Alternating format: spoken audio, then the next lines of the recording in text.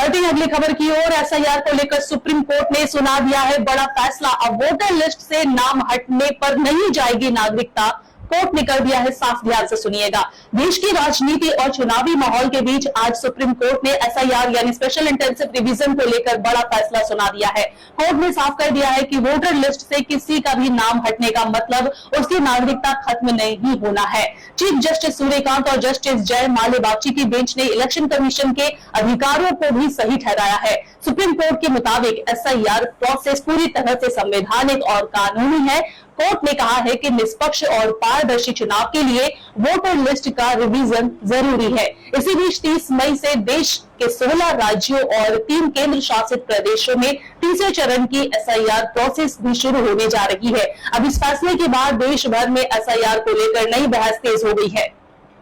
देश की सर्वोच्च अदालत सुप्रीम कोर्ट ने बुधवार को एसआईआर प्रक्रिया को लेकर बेहद अहम फैसला सुनाया। कोर्ट ने साफ तौर पर कहा कि एसआईआर प्रक्रिया वैध, संवैधानिक और कानून के दायरे में है। साथ ही अदालत ने यह भी स्पष्ट कर दिया कि अगर किसी व्यक्ति का नाम वोटर लिस्ट से हटता है तो इसका मतलब यह बिल्कुल नहीं है कि उसकी भारतीय नागरिकता खत्म हो गई है। चीफ जस्टिस सूर्यकांत और जस्टिस जय माल्यबागची की बेंच ने अपने फैसले में कहा कि भारतीय संविधान के अनुच्छेद 326 और representation of the people act 1950 के तहत इलेक्शन कमीशन को वोटर लिस्ट की समीक्षा और संशोधन करने का पूरा अधिकार है। अदालत ने माना कि चुनाव आयोग द्वारा चलाया जा रहा एसआईआर अभियान स्वतंत्र, निष्पक्ष और पारदर्शी चुनाव सुनिश्चित करने के उद्देश्य से किया जा रहा है।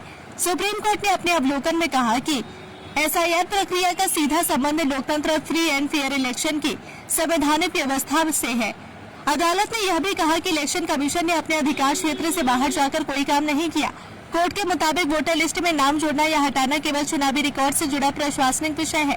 इसे नागरिकता से जोड़कर नहीं देखा जा सकता। सुनवाई के दौरान कोर्ट ने यह भी कहा कि एसआईआर मौजूदा चुनावी कानूनों को खत्म नहीं करता, बल्कि संविधान के अनुच्छेद 324 के तहत इलेक्शन कमीशन को मिले अधिकारों को मजबूत करता है।